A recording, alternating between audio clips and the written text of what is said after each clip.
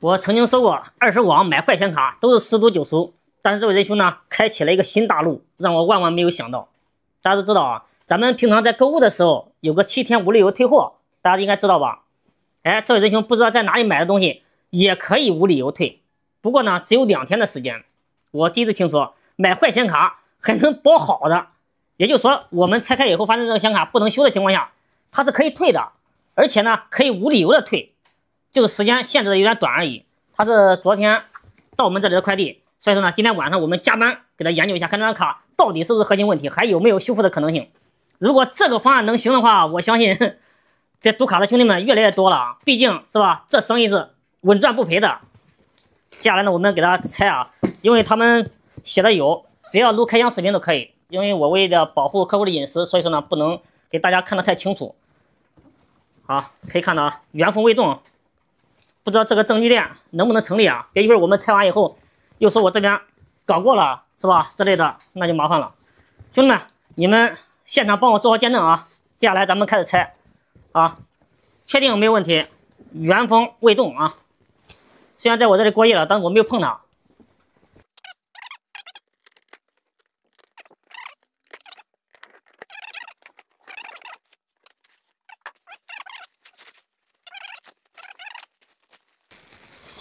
具体的这个怎么个玩法我也不是很清楚，好像听这位仁兄说了一嘴，所以就是说，如果真的是核心报废怎么之类的，还是啥情况啊？这只要交一点罚款就可以退货的。啊，哎，这什么？拍拍糖？拍拍糖是干啥的？啊，不是拍拍糖，好像拍鸡糖，看不清楚的字。啊，看清楚了没有？请从拆袋前开始拍摄验货的视频。我不知道大家能不能看清楚啊？是吧？这样应该能看到。请从拆袋开始拍摄，对吧？这个证据链我相信呢很完整的。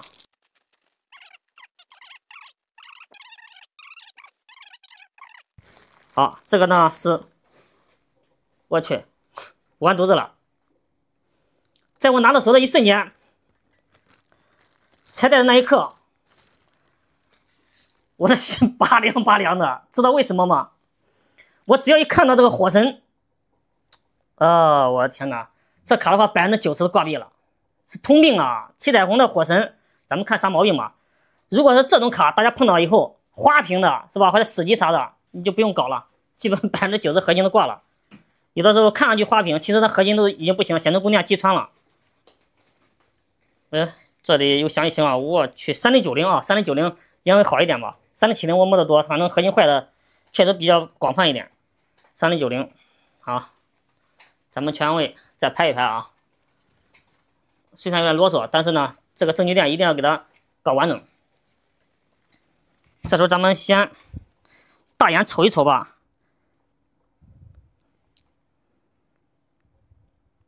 从侧面看的话也看不出来啥，先看一下核心还在不在，把上摄像头给它打开。我感觉这个视频应该会很短。买坏卡哪有说还有包好的呀，是吧？就像娶老婆保着生孩子一样道理啊。好，先测一下1.8伏。哎，完犊子了，1.8伏短路了，对力为0。显存供电呢？显存供电从这个边上也能测到。哎，气球了，显存供电对力也为0。那咱们接下来跟这个人员沟通吧。这卡不用拆，拆了也没有意义的。不过它也没有防拆贴。喂，你好。喂。哎，你好，我是正在看你这张显卡是3090多少钱买的？啊？你这卡是多少钱买的？2000多。2000多，我看这贴的还有个防拆贴，我看死灰无效，我还没注意呢。这有个防拆贴，这里还有个防拆贴。对，它这个第一，我看它那个就是当时拍卖的那个拍品上面嘛，它是贴了有那个防拆贴。它不是可以先打一个那个什么，我也不是特别懂，但是我看你那个好像就可以初步看到它那个，就是不拆嘛，也能看它核心有没有烧坏嘛。对，我不拆已经确定核心90%报废了。核心是坏掉了是吧？哎，反正是核心的数据线是确定已经不行了，对力为0。那行，那这样的话，那我就不拆了。是啊，你这还能退吗？这么好的事我头一次听说呢。可以，它是这样，就是不要动它的东西，然后有开箱视频，您到时候发给我，我到时候给它传回去。有拍开箱视频的，我反正录的有这个4K 视频，不过有点长。哦，这样的。对呀、但是这个卡确定没动过的。你这在哪买的？这是？你给我讲一下，这什么二手平台？我没听说过还能退的。就那个炸弹糖嘛。炸弹糖。炸弹就是那个拍机糖。不是，因为我们这个维修过程啊，就是说无论成功与否，有可能会拍成视频，你不介意吧？不介意，介意倒是介意，但是它现在不是那个核心是坏了吗？是坏了，但是没有进行下一步，但是有可能啊，我是有可能，就是我们通话录音啊，包括我这个检测过程，包括这个开箱的过程，有可能会拍成视频。你要不介意的话啊，到时候我看情况，好吧？可以，就是那个拍机糖嘛。我没有听说过，我没有听，它是一个像闲鱼一样的软件吗？还是啥？不是，它是那个好像是 B2B 的吧 ？B2B。对，商家对商家的。商家对商家的，它是行啊，好。但是到时候还得交一笔罚款，主要是。交罚款。交多少钱？它好像是按比例来的吧，百分之多少，我也没有太注意。反正它那个就是，如果说修了，不是你拿过去了，然后如果说没有动它的东西，然后呢，给它退回去，到时候里面扣一笔罚款，就是你2000多嘛，然后里面扣一笔罚款。不是有没有人搞成功过的这种案例？这个一般是不会说，就是我们很少就是去搞这种。但是我那天看了他卖2000多的39.0，我说试一下，我看张哥你这边能不能点播能不能量一下或者是测一下。那你说现在就是那个叫什么，就是它核心都已经完全损坏了，我就没必要了。对，这核心的话99%废了这个。这也不上。它有防呆贴，我没有动，因为这种啊，你为了赌那个10%没有意义啊，对不对？2000多块钱。对。那行啊。核心会废了，我买这个玩意儿。行，那我给你装起来发走吧，好吧？好，行，那明天那个我到时候就会让那个会计上来拿。他那个。行，好嘞，好嘞，行。好，再见啊，好。不好意思啊，我老张可能看上去年纪挺大的，说实在的，见识的不多，有些东西我真的没有听说过。像他说的这个，我是头一次听说。反正这个卡肯定修是修不了的，我们给它装起来吧，装起来发走。兄弟们，知道什么叫不撞南墙不回头，不到黄河心不死吗？这一下呢，让我真的体会到了。我正准备回家睡觉呢，结果呢，这位仁兄给我打电话，他说：“老张啊，他说你有没有是吧遇到过像这种显卡，外面测量是短路的，但里面其实是好的呢？”我说这种案例非常少，10%最多了。他就想着让我在不破坏防呆贴的情况下给它拆开，但是大家都知道啊，我老张就是一个大老粗啊，是吧？搞那种细微的东西是吧？弄虚作假的没有任何意义，我也搞不来，是吧？我手笨，所以说呢，只要我拆，我肯定给你捅破，不可能说给你加热一下再给你取出来的。可以看到现在忙到10点了，这位仁兄既然想花2000多块钱买一个教训，接下来呢，我成全他。我们给他拆。他说这卡好像是从哪来的？是爱回收还是从哪来的？不知道。他刚刚给我说了一句。但是咱们可以看到，这里有个条码非常的清楚，这里有个防呆贴，这里还有一个防呆贴。这里有毛，没事，我们直接给它干开吧。这里一个防呆贴，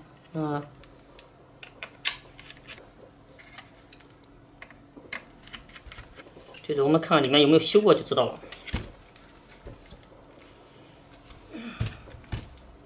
耶，这不对呀，这俩螺丝没有啊，这可不是我搞的呀，我正准备拆呢。我操！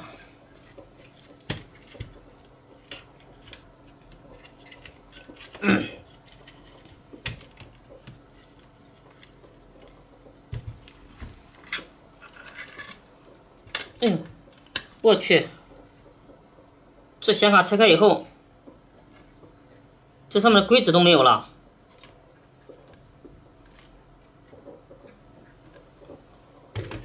这时候咱们赶快找个干净的白布，把这核心给擦一擦。核心没有裂，但是呢，左上角有伤。好，左上角这个角落这里，看为什么显存和1.8都是短路的。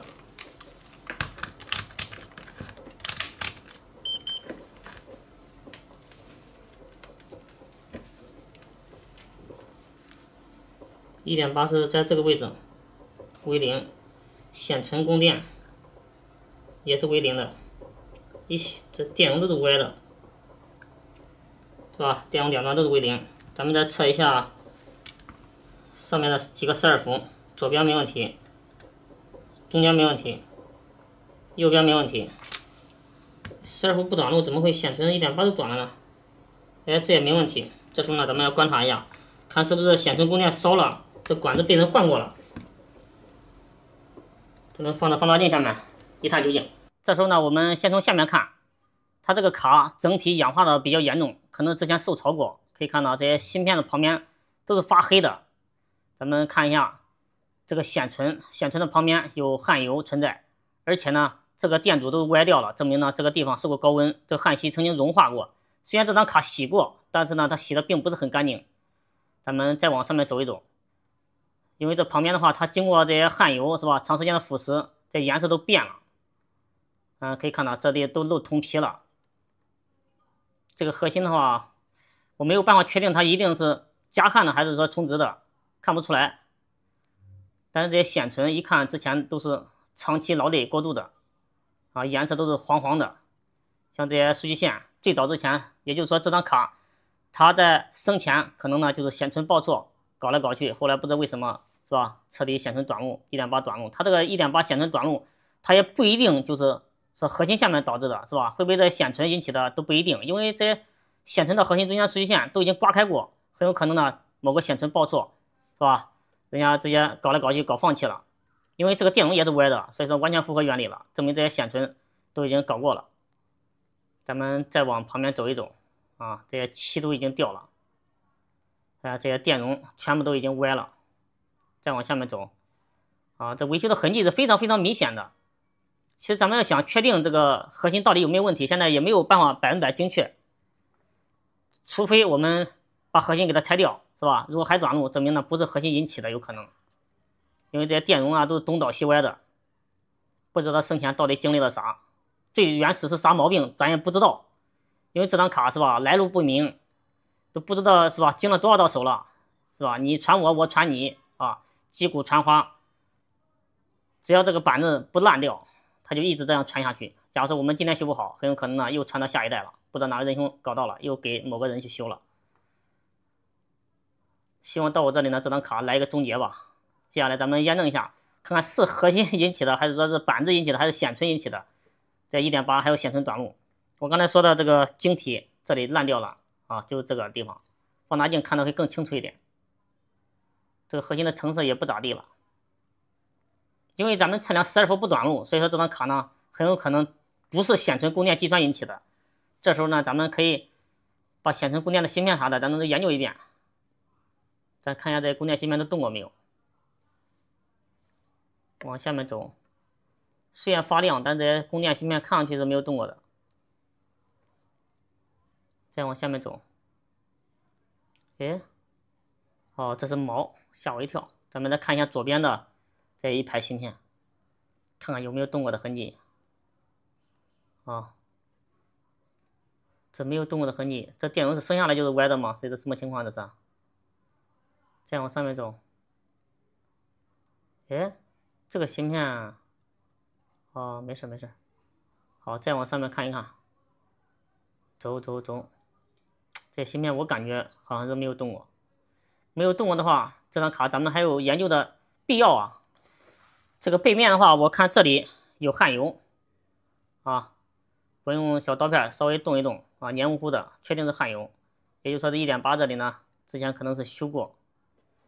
奇怪了，显存那里刮过线， 1.8 这里有焊油，啥情况这是？可以看到，我去，这个核心下面的电容都是歪的，证明这张卡呢之前干核心的时候是吧，高温引起的。哎呦，这里如果连在一块的话，它不短路了吗？这不是？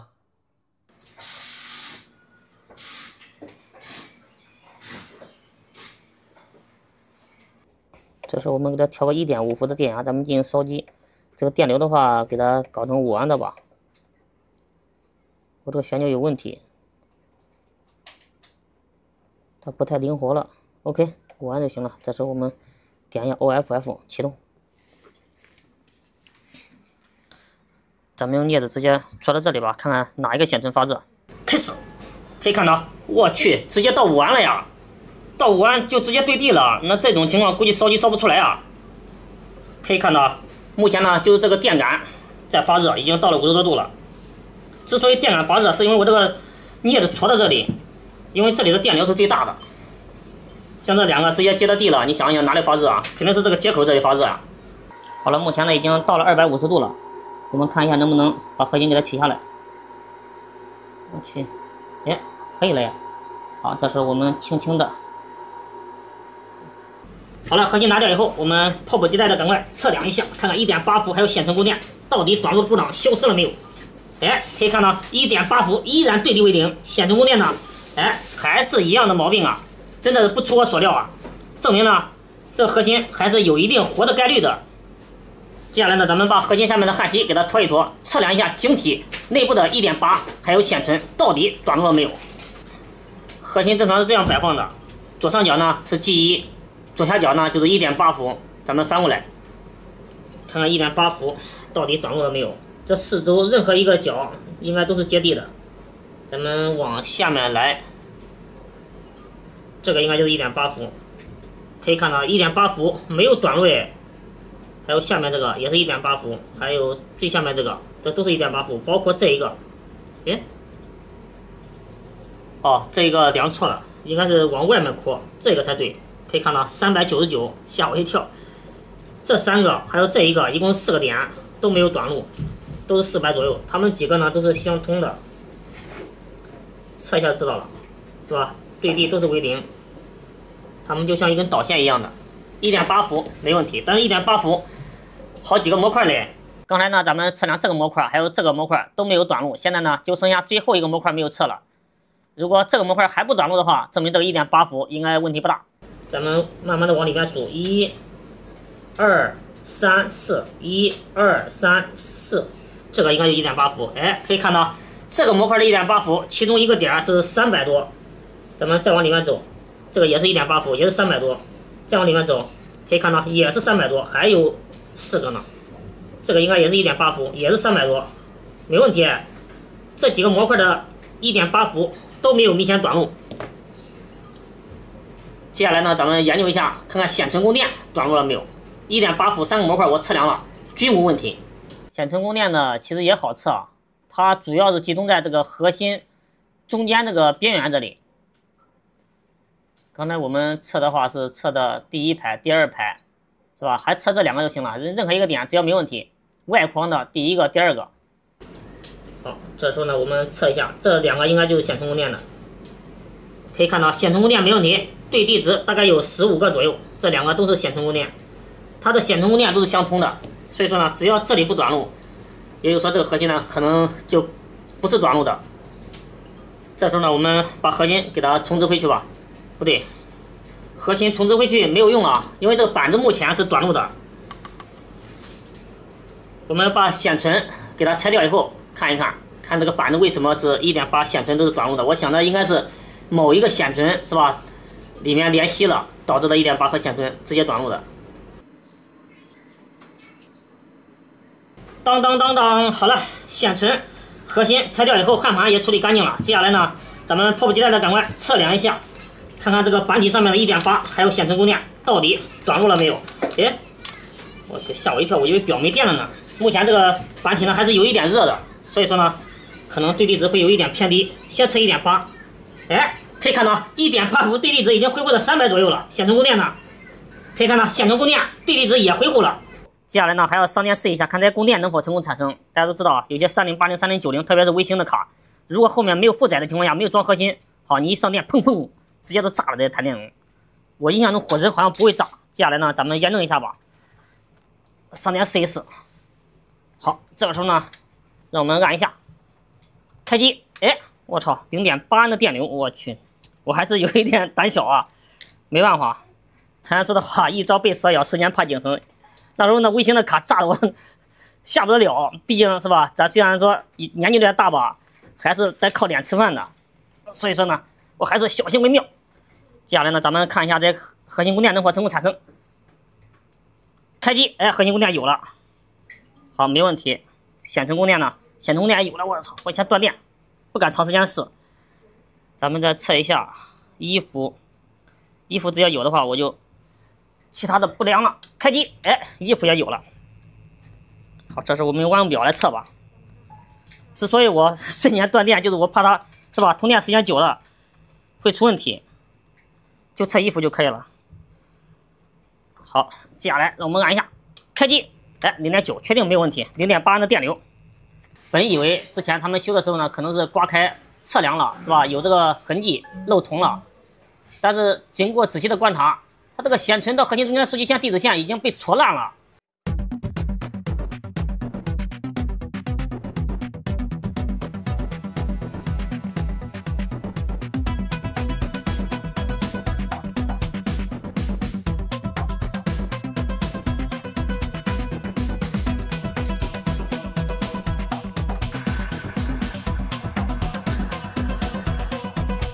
这个显存到核心的断线我已经给它补好了，而且呢打了滤油进行固定，包括这些歪歪扭扭的电阻电容，该补的补，该修正的修正。又抽时间把这个核心呢也给它重做了高温的无铅吸球。在装这个核心之前，为了确保万无一失，咱们呢测量一下显存还有核心这些供电，看看有没有明显异常。一旦装上核心以后，我都不确定是核心短路了还是板子的事儿。可以看到目前情况下是显存没问题的，显存供电大概有300-400，1.8伏也300多。PX 对地值是500左右。接下来呢，咱们可以放心的把核心给它干上去了。常言说得好，生死有命，富贵在天。好了，核心呢已经轻松干上去了。接下来咱们迫不及待的赶快测量一下，看看显存还有1.8到底还短路不短路？这里是1.8伏，哎，可以看到1.8伏对地值已经恢复到160左右了，这是好事了。显存的呢，可以看到显存供电对地值也恢复了，大概有15个左右。好，没有明显的异常。接下来咱们把显卡插到转接板上面，这样呢方便看电流，而且呢万一出现什么风吹草动，咱们呢随时可以断电源。接下来让我们按一下开机，哎，可以看到电流到了3.7安左右，就看它卡别儿。哎，我去！好，这时候呢咱们稍等片刻啊，卡别儿就算成功，可以看到已经成功的卡别儿了。断电，卡别儿就对了嘛，而且大电流，证明了核心到显存中间的数据线有中断的。因为我们显存都没有装，是吧？肯定是所有显存全部报错。接下来呢，咱们先给它把这2个显存给它装起来，或者装这2颗也行。毕竟呢，之前这里被干断过，不知道什么情况。我感觉这些显存估计都不能用了。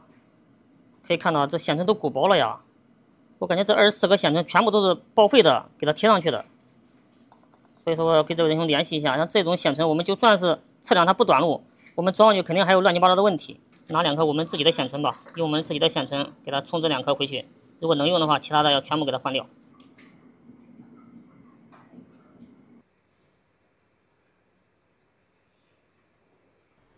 哎，可以看到废了，有显存报错了 ，A、B、C、D、E、F， 这不对呀，这 A 组怎么不报错呢 ？A 组的显存我们没有装啊，是吧？只装了这个，哎，不太对呀，怎么这么乱呢？A、B、C 组我们装了，完了，这有点完犊子了，这怎么全乱码了 ？A、B、C、D、E 一组的话是000，是吧？其他组全是乱码 ，A 组是没问题的，这不对，我们再换一个目录来测一下吧，可能不准确。好，菲尔，我去，完蛋了，这文件错误，这不行啊，这测的就不准了呀。是吧？全是0啊，一组的话还有一点数值，但是后面是吧，全是1.0，这相当于全部报错，没有一组不报错的。我明明装了 C 组的显存呢，哪怕是装个 C1 或者 C0也行啊，这怎么弄个还是全报错呢？我们再换个目录来测，哎，可以看到还是一样的结果啊，是吧 ？A 组显示0。是吧？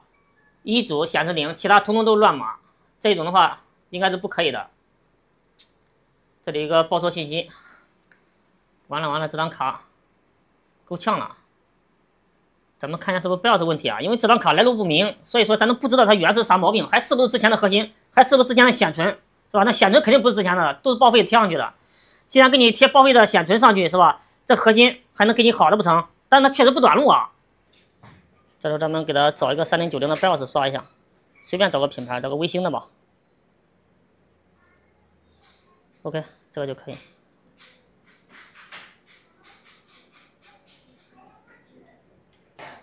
好，找到100%就可以了。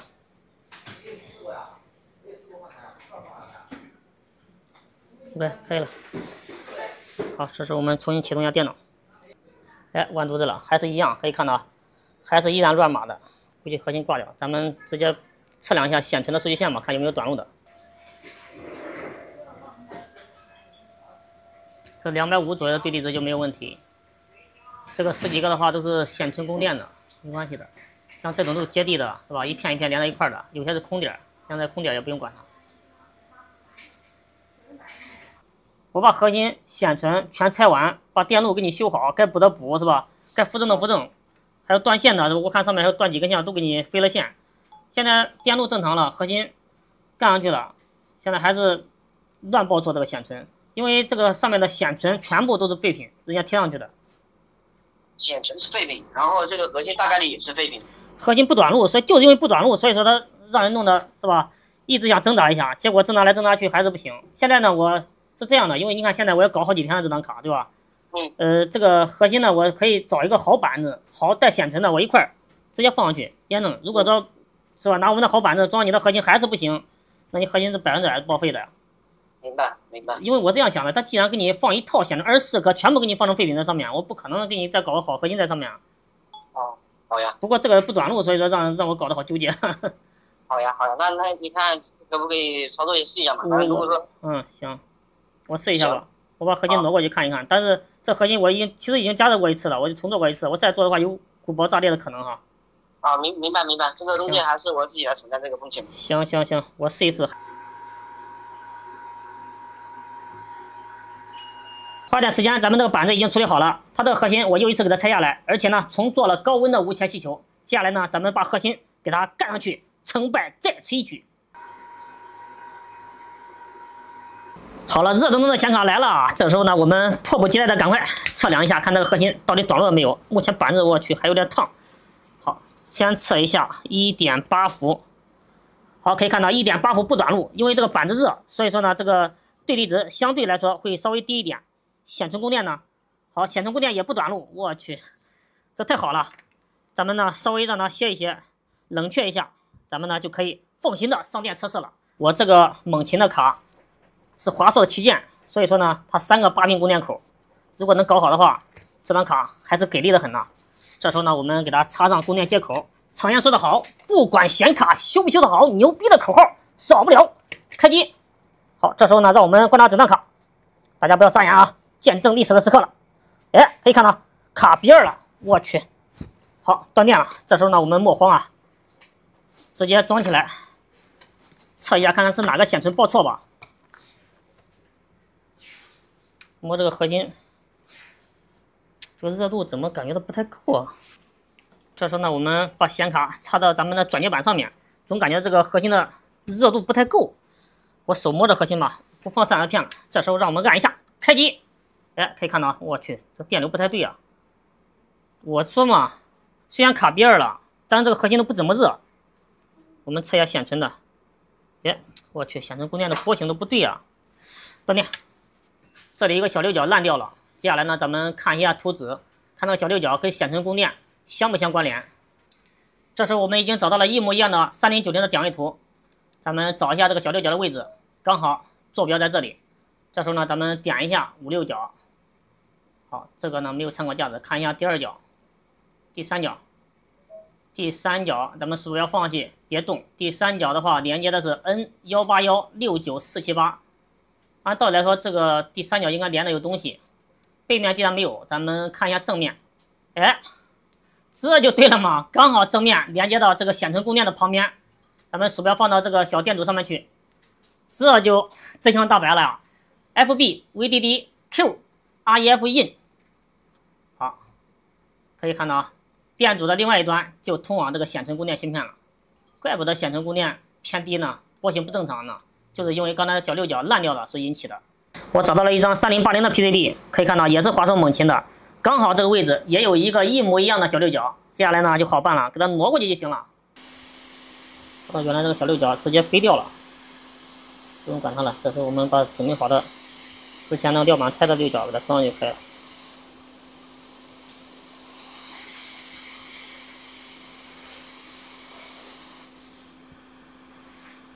OK， 搞定。这个吊件我已经布好了，接下来呢就是见证奇迹的时刻。这时候呢，让我们按一下开机。哎，可以看到电流到了3.8安、3.9安。哎，这不太对呀，4安了，还是不太对。B299不认卡，它这个不认卡可能不是显卡导致的，应该是我的转接板呢，还得是线呢，还得是其他的方面引起的。但这个电流我总感觉到不太正常啊，哪怕是显存报错的情况下，应该有5、6安左右吧。但它这个只有4安，没关系啊，这个还需要我们来验证一下，直接装到我这个其他平台上测试一下就知道了。兄弟们，睁开你们的大眼睛，让我们一起见证它的复活，醒来吧，亲爱的。好，这时候呢，咱们观察诊断卡，不要眨眼，精彩的时刻即将到来。B2，哎，我去，又卡 B2了，完犊子了，又卡 B2了，跟那个 B2杠上了。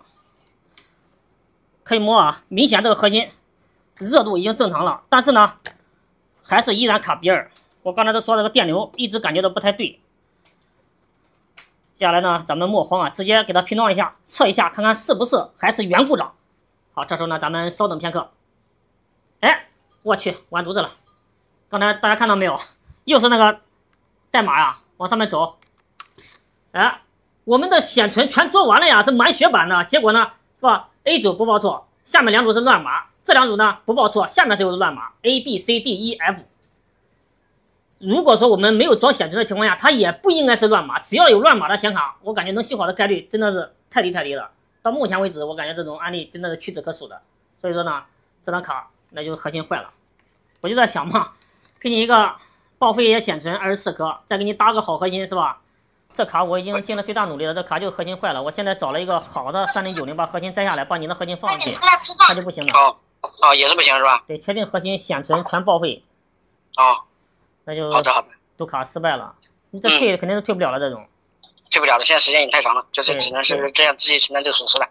那这个核心我是给你贴上去还是怎么弄？你觉得呢？把它贴上去或者是怎么样？这种回收的话，这种你们这边会不会料板会不会回收之类的？我们不回收，我们要这个没有用。没用啊？对，核心你看是贴上去还是说咋弄？显存我还没有给你贴上去呢，还没有重做呢。贴上去吧，贴上去看一下吧，反正就是到时候看。行，好，那行，我给你贴上去了，我就不再重新自求了。你也知道是吧？这个人工成本我都花了这么久了，对，也白搞了，哈哈。是。行，好，那就这样吧，我们有个双输的局面这一次，好。好。好，再见啊，辛苦了。不用客气啊。这仁兄大概损失了2000多块钱，我感觉我花了这几天的时间，损失的都不止2000块钱。没办法啊，唉，无论做什么生意，都是有赔有赚的。我们赔的可能是时间，是精力，客户赔的是钱。其实我们这个时间精力转换成钱的话也不少。咱们把这个显存核心都给它贴上去吧。这个仁兄可能还会当废品把它卖掉吧，应该是。